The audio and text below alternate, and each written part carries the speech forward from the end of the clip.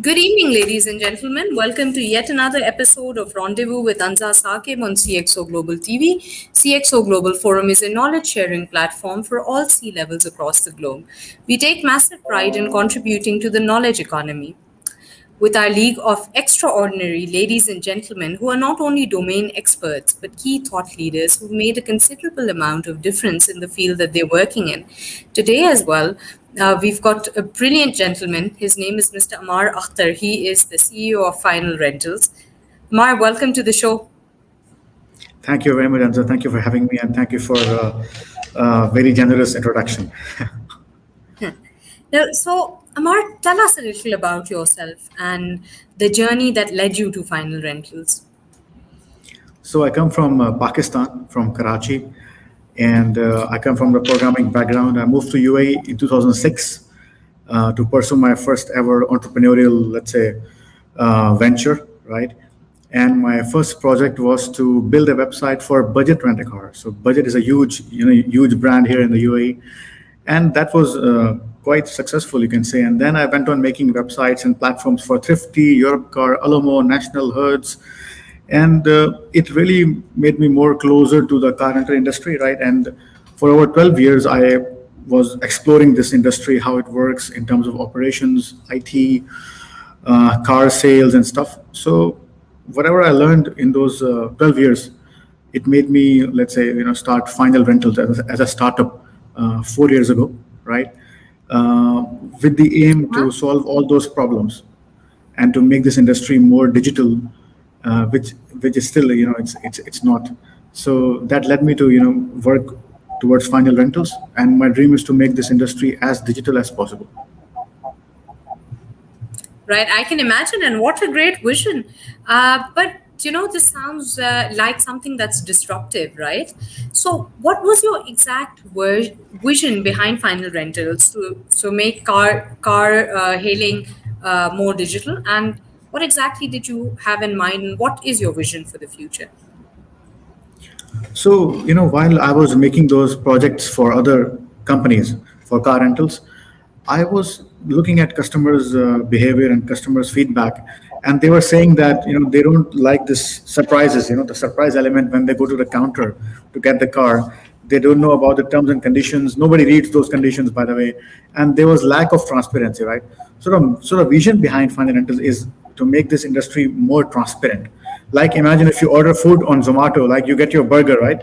There's nothing hidden in that. It's clear that you ordered and you get what you ordered, right? Yeah. So to make this industry as digital as Zomato, and at the moment, if you look at this industry, we are going through a big shift because of COVID-19, and you will realize that a lot of people will now opt to rent a car instead of owning one because of the lack of purchasing power. And the second thing is people are now uncertain Absolutely. also that what will happen next. So they want to live by the day and see what happens tomorrow and then what happens day after tomorrow. So I think this industry is going through a great shift, and a startup like mine that is very flexible, very lean. I think we have let's say a great journey ahead of us. A great journey ahead of us. Right, inshallah, and we wish you all the best for it. You mentioned in one of your interviews that you always wanted to be a programmer. Now, when exactly did this thought occur to you? And, how has it been so far? Why did you want to pursue a career in programming? So I come from the era where we had Java as a very big thing in Pakistan in late 90s, early 2000. So whoever is doing Java can have a better career, for example, right? So I was just exploring that angle, and I learned Java from Aptech in Karachi, and I was very happy, very I would say I was attracted toward this thing, coding and stuff like that. So I thought I can become a great programmer. And when I had my first internship in Microsoft Pakistan, they all say that you must choose your first boss, and your first boss will have the influence on you. So my first boss was an amazing guy, and he said, you can be a programmer, but you can have many programmers under you. Why don't you become an entrepreneur? And that time I had no idea what this word entrepreneur is, and what exactly it means. So basically, it's like a transformation from a programmer to an entrepreneur. So it's like a transformative journey. You learn you learn things, and then you say, I can now use this skill and become an entrepreneur. Absolutely. Now, every entrepreneur has a success. What is yours? I think my success has been that I have been in this journey for almost 15 years now and counting, and I haven't really given up, right? So honestly speaking, the difference between the failure and success is that when you give up and you say, you know what, I'm done, right? Then you fail, right? So I think I cannot say that, hey, I'm this successful entrepreneur. I'm still on the journey of building a very good brand, right? I think I have a very good brand that I'm building at the moment. But I would say success is more like a journey. Like you get up every day and you say, you know what, I'm going to do something awesome today, and then tomorrow, then the after. So it's like that. So there's no straight answer to that. That's so true. So, where do you see Final Rentals in the next 3 to 5 years, and which other destinations do you plan to expand to? Do you hope to start business in Karachi, Pakistan, any other regions, somewhere else in the MENA region? Well, due to the legal, framework requirements and the legal issues, I still don't see opening in Pakistan as yet, right? But as we speak, we are live in Saudi Arabia, and we are already live in Miami, in Mm-hmm. Florida, in USA. We are live in Malta, Oh, Ireland, wow. Poland, Turkey. We already have a regional office in Poland now, in Europe. So we are expanding, quite fast. I see this opening in Pakistan maybe in the next couple of years. We are observing it, how we can launch it Right. So it is in the swiftly in making. Pakistan. Yeah, yeah, it's in the making. Yes, Oh, lovely. yes. Absolutely, absolutely. So, what is your advice to those people who are struggling to start their businesses from scratch? We know that most businesses have an issue with raising capital or getting seed funding. And what are the key factors to consider when startups are bootstrapping? Ansa, when I was starting up, we had no ecosystem. There were no frameworks like incubators and accelerators.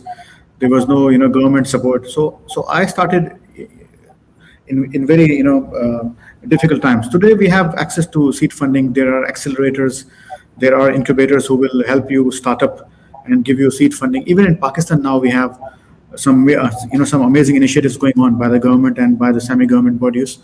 So starting up is honestly is not hard. Today it's not hard if you have a genuine product, if it's a genuine idea and you are a genuine entrepreneur. Starting up is not hard.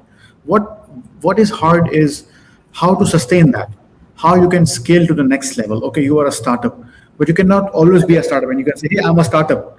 After 10 years also I'm a startup. No. So I think scaling is a bigger challenge, and taking it to the next level when people are actually buying your product. So you raise seed funding, you build your product, but nobody is there to buy it. Nobody is there to use it. So that's where the challenge is. And I think all the entrepreneurs who are looking to start today, for example, I suggest that before starting from scratch, it is always great to have the domain knowledge. So, for example, if you're starting a food tech startup, for example, and but if you don't have any knowledge of food tech, food delivery, how this whole ecosystem Right. works, there's a possibility that it might not work for you. So gain that domain knowledge. After that, when you start up, it is much more sustainable. You can do different things. You can pivot because you already have the industry knowledge. So my suggestion is to have the domain knowledge first. Right. Spend a year or two, do some dirty work in the beginning, and when you're like, what, yes, I still love it, and I'll do it. So and then you can, I think, it can become successful. There are more chances. Yeah, it is often said with regards to startups these days, if you want to fail, fail fast. And that's going to teach you a lot. Do you agree with this statement? Well, honestly speaking, I hate this statement, fail fast. I have never liked it, that you should fail fast. I will tell you why. I will tell you why. The problem with failing fast is that then you fail only. There'll be nothing else, because the way you are growing is, there are so many startups that we heard 2 years ago, and they were growing really fast, and then and almost overnight they are gone. Poof, they disappear. Why? Because they have failed, and they have failed fast. So the truth is Every startup has some potential to grow further. But if you have the mentality that I'm going to fail fast, then you might just fail, 99 times out of 100. So imagine startups, they actually do not make sense on paper. Because if I rewind your life, let's say 15 years ago, and I tell you, hey Anza, I'm going to start up a company where people will fill their profile and they will tell me who their friends are, if they are single or not. Today we call that startup Facebook. But 15 years ago, that doesn't make sense on paper. Absolutely. Nobody will say that that it's going to work. But it is the entrepreneurial belief inside you that you say, no, no, no, no, no. You know what? It is going to work. Trust me, I'm going to make it work. Whatever it takes. It will take some kind of changes, some kind of pivot, maybe a change of mind, different team, but I'm going to make it work, right? Then I think you can always make it work, because startups, they need more than the idea. I think they need the entrepreneur behind this, who says, you know what, I'm going to make it work, and that's it. Right, absolutely. Very well said. Now we know that the pandemic has had different impact on everybody. Some businesses, their sales skyrocketed while others made heavy losses. Either Yeah. way, everyone learned a lot. How has COVID affected your line of work? So COVID has been, very cruel, when it comes to, revenue, for example, because from March to 2020 till September, we were almost off because locations were closed, and car rental is considered as a non-essential business, right? So we lost a lot of revenue. But Yeah, again, it's a luxury because we business. exactly, because we believe in our brand. So I asked my team, what should we do? Like tomorrow also, if something like this happens, what should we do? How we can get control of this animal that we have, that we call Final Rentals, right? So I came up with the idea of franchising my brand, right? So COVID actually has given me a new dimension. Before COVID, I was only a UAE based company. After COVID, now I'm a global player. I'm in 6 countries already, right? So when COVID was getting a bit of normalization, we built a franchise structure, right? And now we are actually taking Finalrentals global as a franchise brand, the first ever franchise digital car rental brand that doesn't own a single car, you know. And so far, Wow. it is going, really well. So again, you can either take the negative points out of COVID, or you can either say, what can I learn from this episode? So yeah, so I think COVID has been very harsh when it comes to revenues, but it has been good also when it comes to, let's say, you know, rediscovering yourself and say, you know what, how I can become a global player. Right. So there's a statement that I have for you. Is learning more important or earning when you're talking about business? The truth is that I come from the school of learning, right?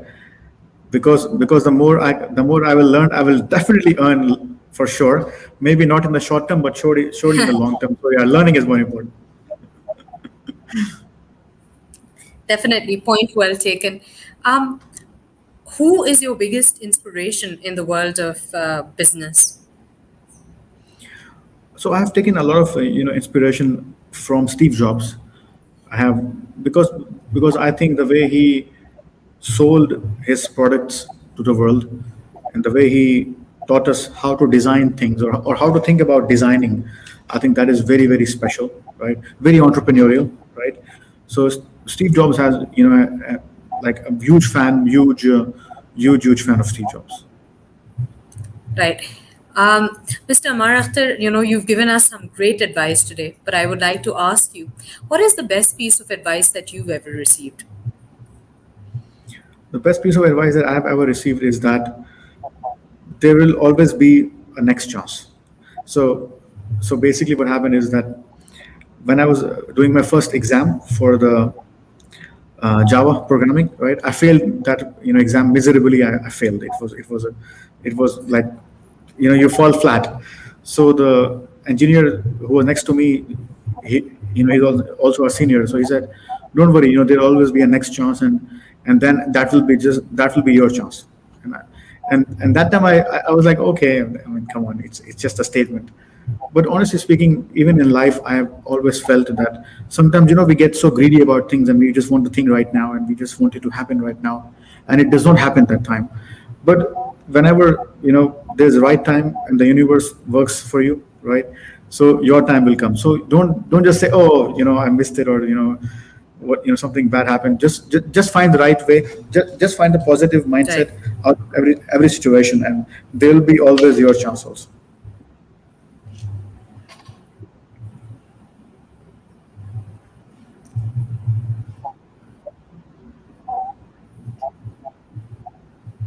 Right.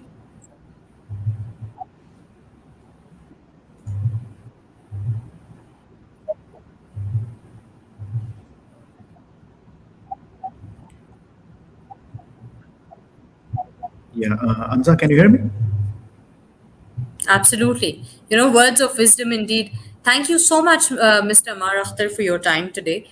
And upon an ending note, I'd like to ask you, what do you think is the utility of forums like CXO Global? I think the forums like CXO Global, they serve a great deal to our community. For example, people like us, who work outside the ecosystem of the country, like let's say Pakistan, which I left almost 15 years ago. So it first of all, it brings you back to the community, and who the people are, who we are doing such amazing things. And I came to know so many other entrepreneurs also through the forum. Second thing is that it also raises the flag that we as a country are doing so much work, such an amazing work.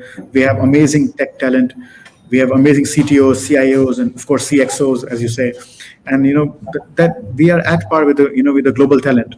So this forum is very, very important, for our country, people who are outside the country as well, people who are inside the country, and it shows what we have as a technical superpower that we are, as Pakistan, in terms of tech, in terms of electronics, in terms of other, Right. areas. So this forum is very, very important, for our nation.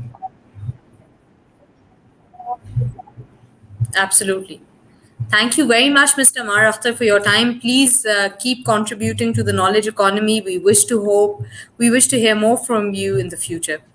Ladies and gentlemen, thank you very much for watching. If you want to learn more about Mr. Ammar Akhtar or the kind of work that he does, please look at the link in the description. Thank you very much and keep us updated with your feedback. Thank you very much.